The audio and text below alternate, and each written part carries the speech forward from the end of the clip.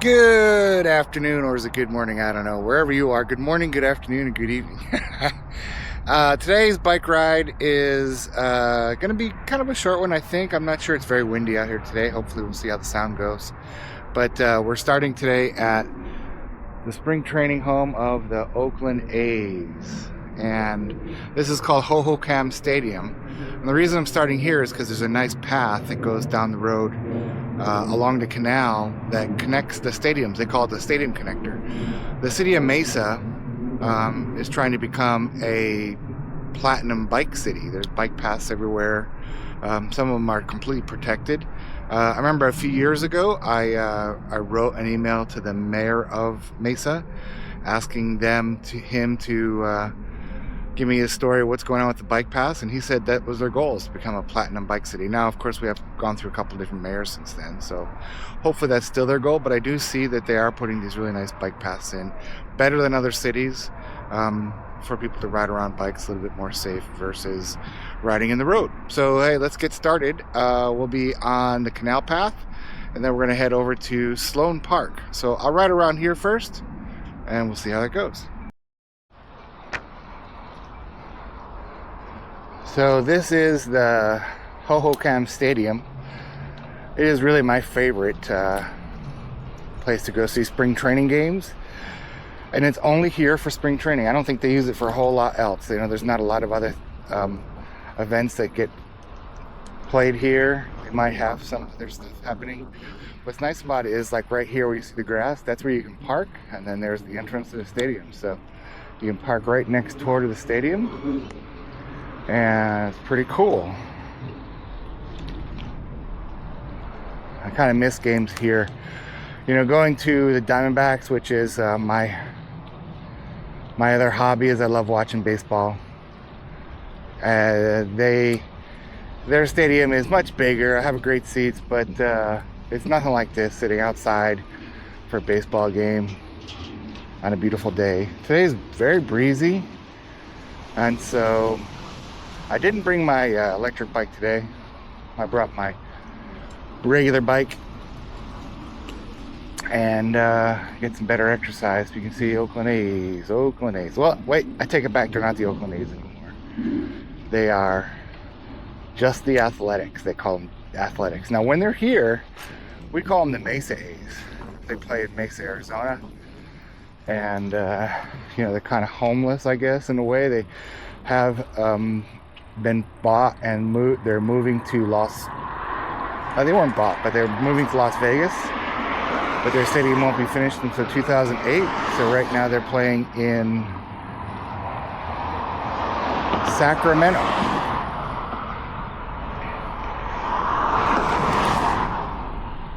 All right, I could wait for this light, but I'm just gonna go because there's no cars. So let's go. Athletics Way. This is the Mesa, Arizona Stadium Connector, they call it. On the right is a giant Mesa cemetery. My stepfather, my sister, and friend is buried here. We won't go there today. There is one famous person buried here. Well, maybe there's more, but one I know of, and that's Waylon Jennings. If you know him, old cowboy or old country and western singer. Waylon is buried here somewhere. I've never been to his grave. But Steve, you know, you've gotten me interested. Maybe I'll check it out. Used to be full of all these. See these giant Italian cypress on the side there? It used to be full of those Italian cypress. But I guess they all died. And so now they're all replanting with smaller Italian cypress. I see. I guess that's kind of the tree that, you know, grows towards the sky. It gives you that feeling of, you know, at a cemetery reaching above, maybe. I don't know. It's not really an Arizona plant.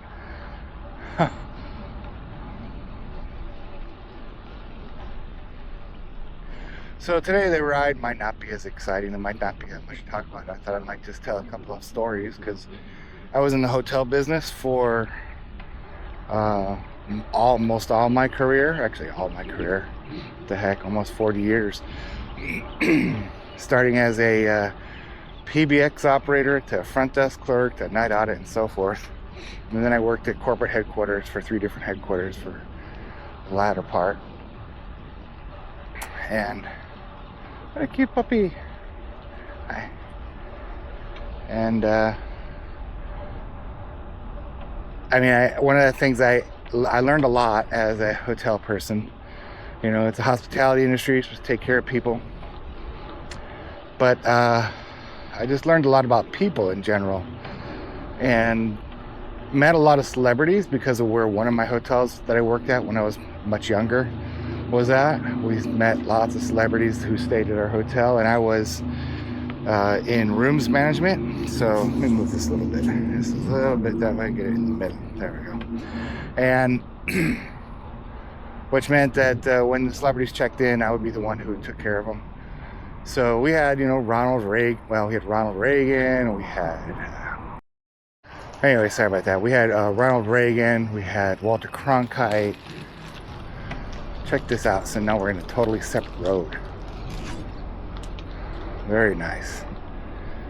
So this path is totally separate from the road. There's even a barrier there. Anyway, so Walter Cronkite, Michael Jordan, U2 stayed with us, the Rolling Stones stayed with us, Janet Jackson, and so forth. Lots of big time celebrities. And then not because it was a fancy hotel, but because of its location right next to the stadium. So the acts who were playing at the stadium would stay with us. And then anybody coming to visit Arizona State University for whatever reason, Walter Cronkite School of Journalism was there. So he'd come in every year. I remember he'd pop in and drop off. He goes, I have a pair of slacks that need to be pressed because I have a speech to give. I remember. So we would iron his pants for him. Walter Cronkite, nice guy. But I guess the 2 stories that I have to share today as we go along this amazing path that's totally just for cyclists. I feel like I'm in Amsterdam today. It's where I'm wearing my Amsterdam hat.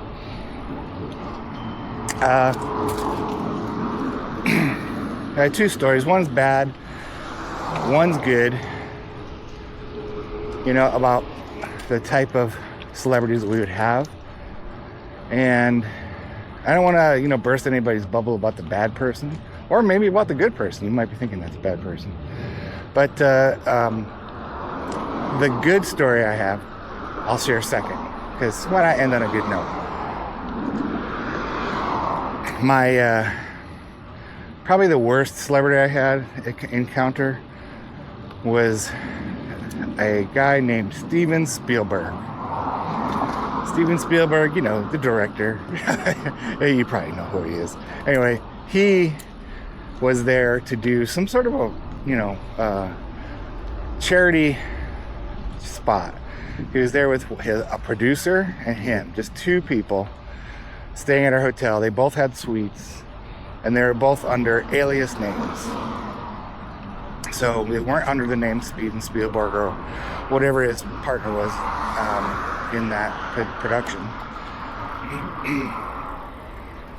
And the path ends here, and we go on down here, and we'll catch it again on the other side. So while they were at the hotel, they were just kind of yelling at people. I remember Steven Spielberg drove up in like a Lincoln Continental, parked it in front of the hotel, walked up to our bell stand, which we had a bellman. This is old big time Sheraton. It's not a Sheraton anymore, so I'll share that with you, so you don't. I'm not disparaging the Sheraton name, but he would just throw the keys at the bellman and say, take care of my car.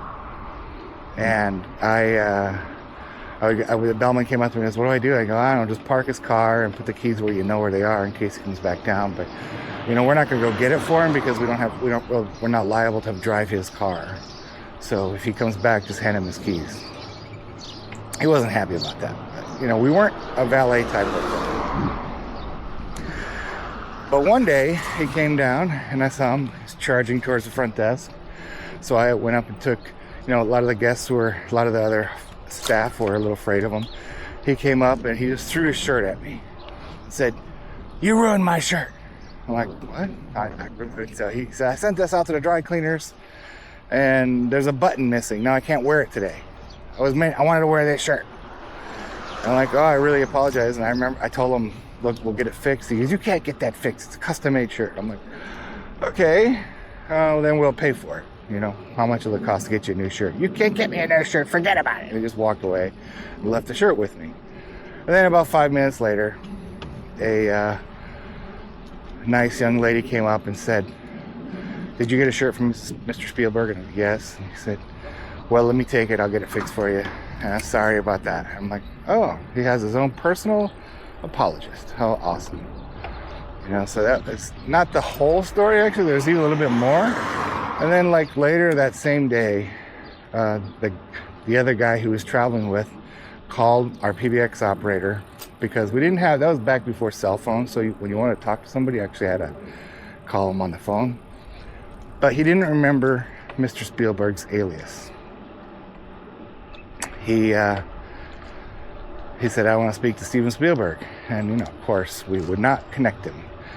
So good job on the operator's part. She sent it over to me and said, and he's like, "You know who I am. You know who I am." Like, "Yeah, I kind of know who you are. But unless you have the right name, I cannot connect you." Because maybe he didn't want you to have that name for some reason. I don't know. But I cannot connect you. And so he says, "If you don't give me that check, I'm going to check out." And I'm like, "Okay. I'm not connecting you unless you give me the right name. And then, or a room number." And he screamed and yelled, and they came and checked out later that day. "Yay, bye, Steven Spielberg. I won't miss you." So maybe he was having a bad day. I don't know. Maybe he's a nice guy overall. Maybe someone's going to say in the comments that, "Hey, Steven Spielberg's the nicest guy I ever met." Could be. You know, this is a while ago. And at that time, he wasn't so nice. He was kind of a little bit of a diva, a little bit of a jerk. Now it's going to get really noisy here as we get on the road. We're back on the path, which is awesome. So I will take a break from talking right here. Maybe I'll put music in. All right. See you on the path. It's just back. And I'll share the story.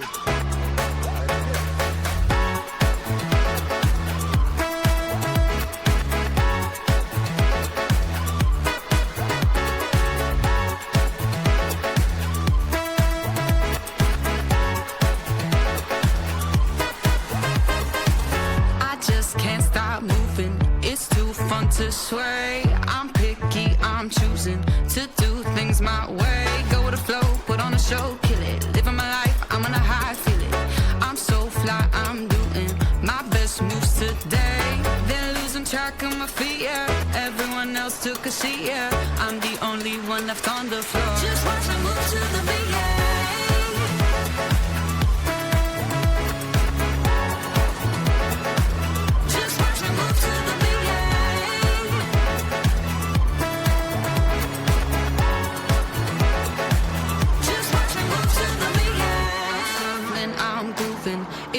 Through my veins, the moves that I'm doing don't even have names. I'm gonna slide, I'm your right, get it. Shaking my head, lean to the left, feel it. You got front seat viewing, so I'll entertain. Then losing track of my feet, yeah. Everyone else took a seat, yeah. I'm the only one left on the floor. Just watch me move to the beat, yeah.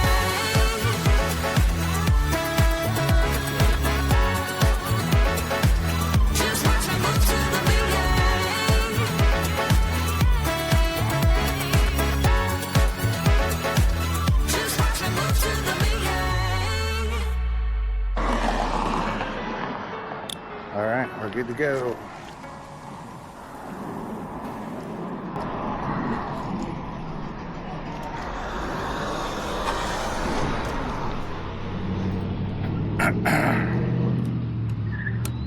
Nice bike path here.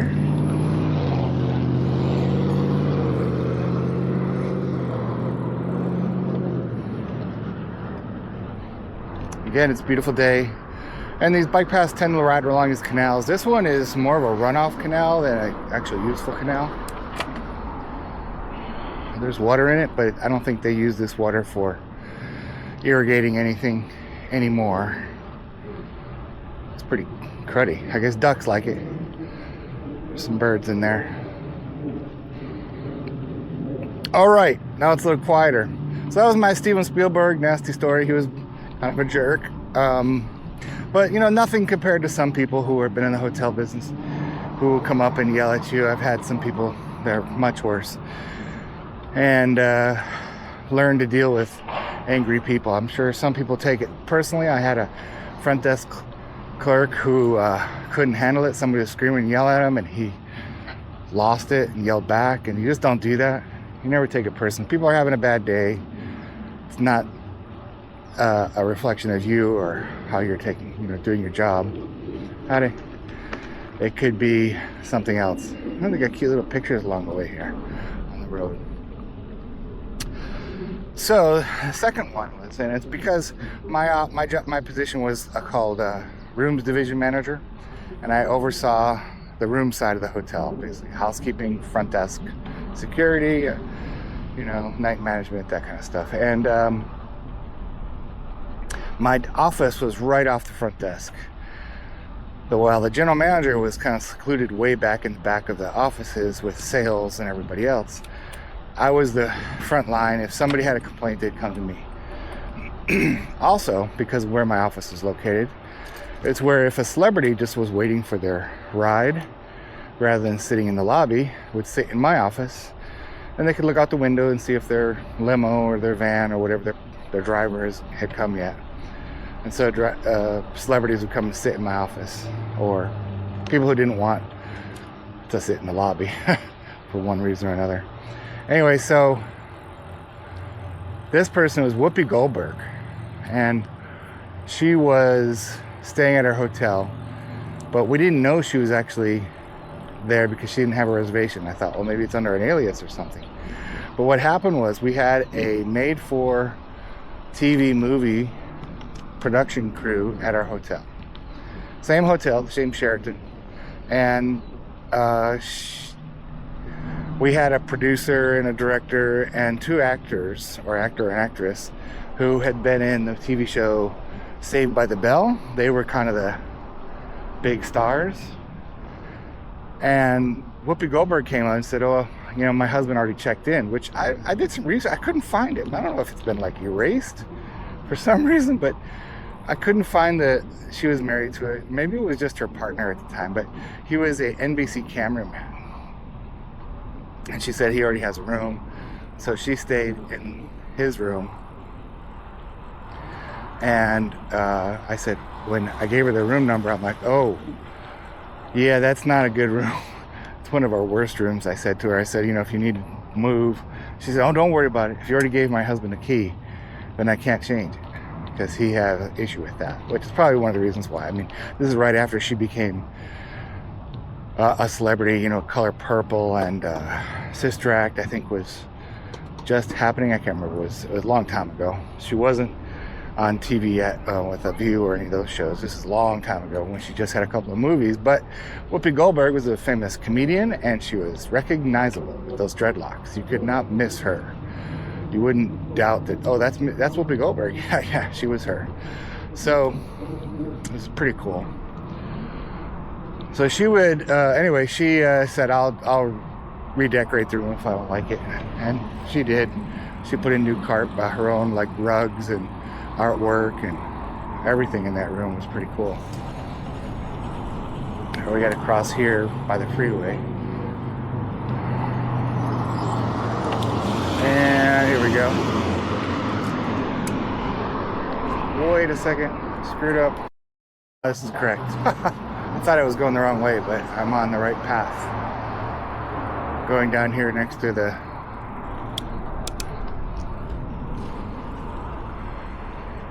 howdy.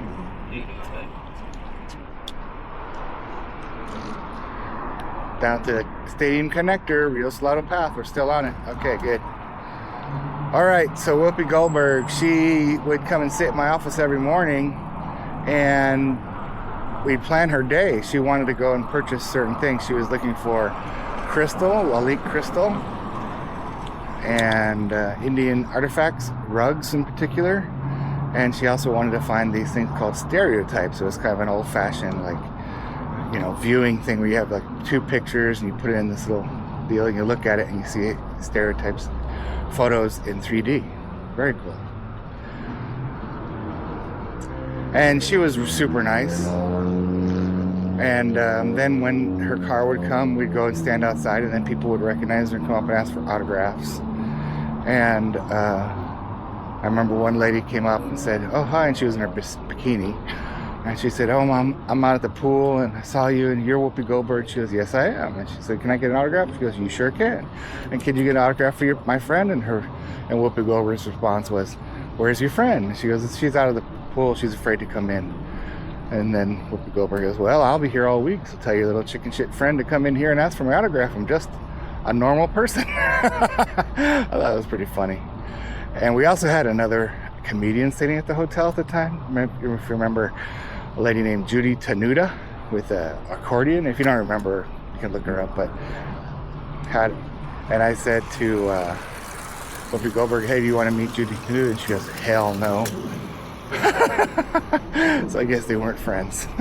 Anyway, Whoopi Goldberg was super nice. She wrote me a really nice note, you know, thanking me for the stay, and beautiful autograph. She was really fun. I never asked for autographs of any of those people who stayed at the hotel. I always felt it was kind of against the hotel policy, against my policy. I wouldn't let my staff do it. Like, oh, hey, you know, unless they're like just a super big fan, you know.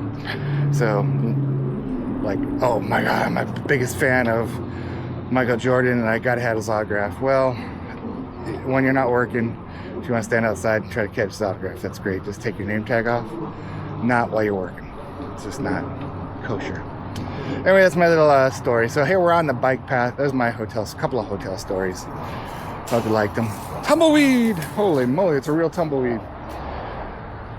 The river on the right here, this is the one that flows into that lake that I might have showed you. I don't know if I showed you yet. I don't know if it's been on this channel yet, but there's a lake down here in Tempe Town Lake, and this river, remember we were out at the river, if you watched my other video on the crazy bike ride way out in the desert, this is that river, comes all the way down into Tempe through Phoenix, and it is pretty full right now. A lot of runoff, and that's probably runoff from snow, believe it or not, up in northern Arizona.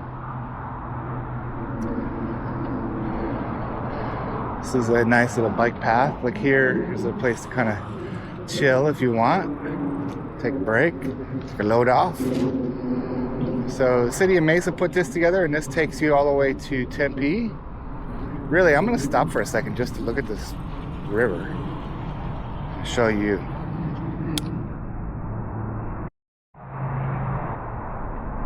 See the water?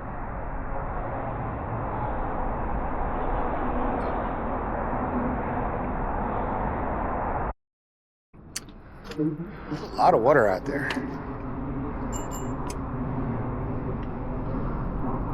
Howdy. So we're going to take a little side trip right now over to the other stadium. So the idea is, if you wanted to go to two different spring training games in the same day, you could ride your bike along this path. And we're going to go underneath the freeway. Isn't it cool? Now, I'm a huge bike fan, so here we go through the tunnel, and whenever I go through a tunnel, I like to hit my bell.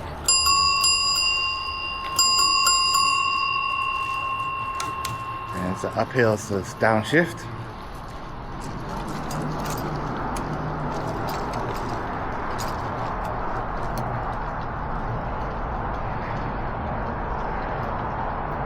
Oh, should have downshifted a couple more gears.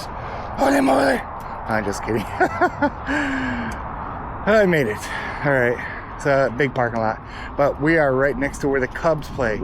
So we started at where the Oakland A's, I keep calling them the Oakland A's, the Athletics play. And that is actually the original home of the Cubs. The A's long time ago in the 70s and 80s when they were winning a winning team. They had a practice field in Mesa, but they tore that one down and they moved to Phoenix and then eventually moved back to Mesa. So the A's have a long history of being in Mesa, Arizona, and so do the Cubs. So much so that this hotel, which is a Sheraton, not the Sheraton I worked at. The Sheraton I worked at is no longer a Sheraton. It's called Wrigleyville West. They call this little area Wrigleyville, and you can see the stadium up in front of me. We'll ride around it. Pretty quiet now. Cubs are in Chicagoland or wherever they're playing. I did go to one game here this year. I saw the Italian national team do a warm-up game for the World Baseball Classic, and they played the Cubs and they won. And I was supporting the Italian team. My grandmother was Italian, and I know when they started World Baseball Classic and they played in Phoenix, there were a couple of our players on the Italian team, so I thought, oh, I'll support the Italian team. They did pretty well this year. Anyway, this is where the Chicago Cubs play. You can see over here to my right, you know, some picnic grounds where there's a big bar. That's a good idea for people from Chicago to have a bar. Yeah. They're awesome. Chicago fans are fun. Hardcore Cubs fans, I love them. They are true baseball fans. They endured a lot of bad years as a Cub fan, and so here's the second stadium. It's just, and it's kind of has a look or feel of Wrigley. Although Wrigley's, if you've ever been to Chicago, it's much older, and this one doesn't have as many obstructed views. Here, let's get close. There's actually a mock sign right there. Check it out. Spring training home of the Chicago Cubs, and that's in neon at night. It's beautiful. There is some shade here, which is nice. Some of the stadiums don't have nice big shade awnings. Both of these do, the two Mesa ones. This is Sloan Park. They have really nice bathrooms, because if you ever go to a bathroom and you see your toilet at the public bathroom says Sloan, well, they are big time Cubs fans. They're from Chicago. So this park is Sloan Park. Hi. And then over here is the actual Cubs training facility. And even during the season or in this all summer long, there are people out here practicing. Here's the player. I mentioned it on my previous video that I had some surgery on my back, and I've had other things where, getting around, walking, you don't get to go as far. I mean, I could ride this bike, and it's like a little sense of freedom. Sure, you could drive here. I could drive here, but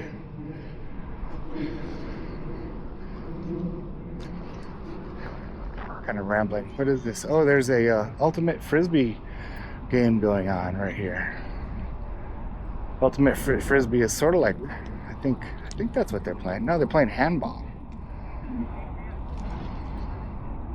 I think.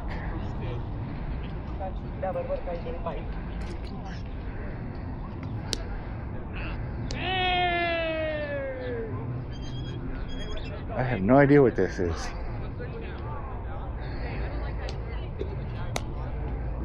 They bouncing a ball around. They have to keep it in the air. There's a lot of people here. I'm going to turn around and watch it for a little bit. That's one thing that's kind of bad about this camera. It doesn't zoom in that much, just 2 times. I guess I was on Zoom. But I'm guessing the teams are about 5 people.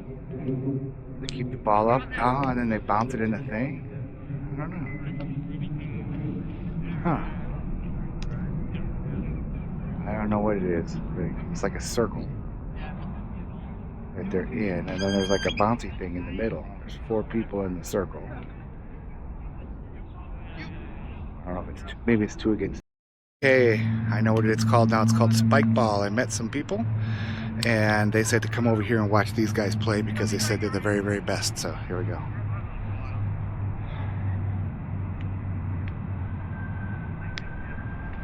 And of course they stopped.